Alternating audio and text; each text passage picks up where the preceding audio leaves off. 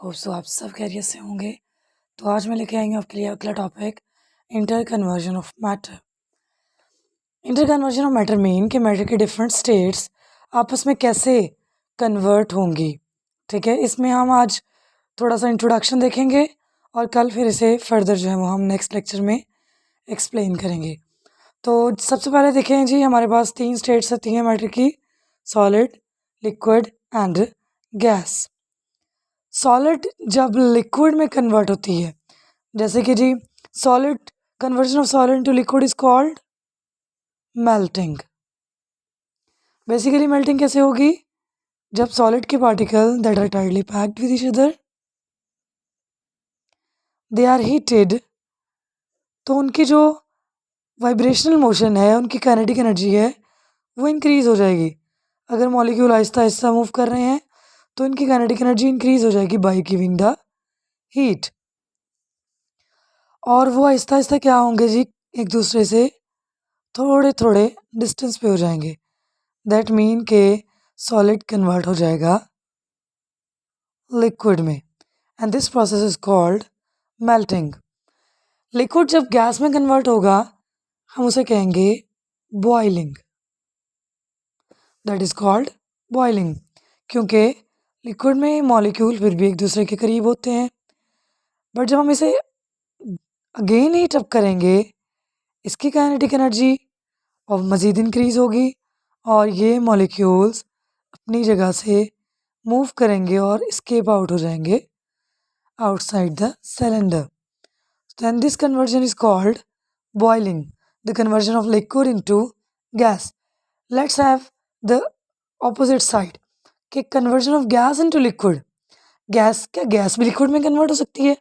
कभी आपने देखा है कि अगर आप कुछ भी कुक कर रहे हो, खाना बना रहे हो या आपकी मम्मा खाना बना रही हो, तो जब वो कभी लिड उठाती हैं तो उस ढक्कन के ऊपर कुछ छोटे छोटे पार्टिकल्स होते हैं वाटर के। तो क्या आपका ख्याल है कि आपकी मदर बाहर से पानी डालती हैं उस ढक्कन पे? नहीं। तो वो पानी कहाँ से आता है? वो पानी आता है जब हम किसी भी चीज़ को गर्म करेंगे तो उसके वेपर्स जो होते हैं वो लिक्विड सरफेस से एवापोरेट होके ऊपर की तरफ आएंगे। अगर आप इसे ढाँप देंगे, कवर अप कर देंगे, तो ये वेपर जो है वो लिड के साथ टकराएंगे। अब लिड का जो आउटर साइड वाला टेम्परेचर है दैट इज़ लो, तो आउटसाइड लो टेम्परेचर की वजह से ये वेपर कंडेंस होते हैं और दोबारा से वाटर में कन्वर्ट हो जाएंगे। So the conversion of gas into liquid is called condensation.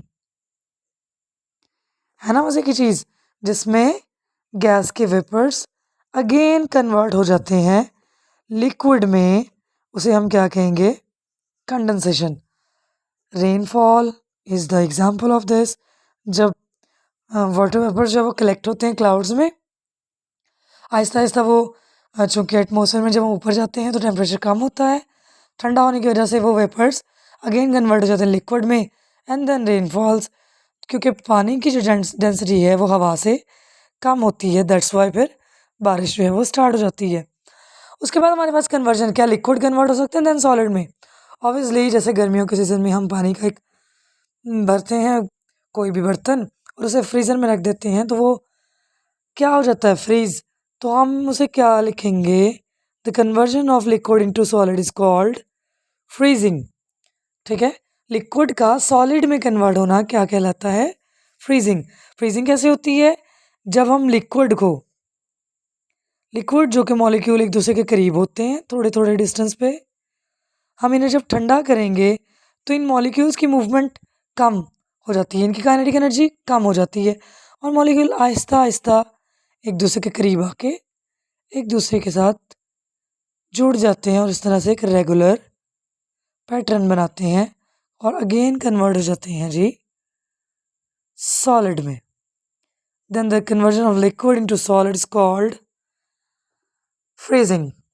कल आप लोग जो है वो सर्च करके आइएगा कि सॉलिड तो लिक्विड में कन्वर्ट हो जाते हैं, क्या सॉलिड डायरेक्टली गैस में कन्वर्ट हो सकते हैं या गैस डायरेक्टली सॉलिड में? सोचने की बात है। तो इस क्वेश्चन का आंसर आप कमेंट में दीजिएगा, लाइक कीजिएगा अगर आपको वीडियो पसंद आई। तो हम नेक्स्ट टॉपिक के साथ कल मिलेंगे इंशाल्लाह। और इस क्वेश्चन का आंसर आप कमेंट में शेयर कर सकते हैं। अल्लाह हाफ़िज़, हैव अ गुड डे।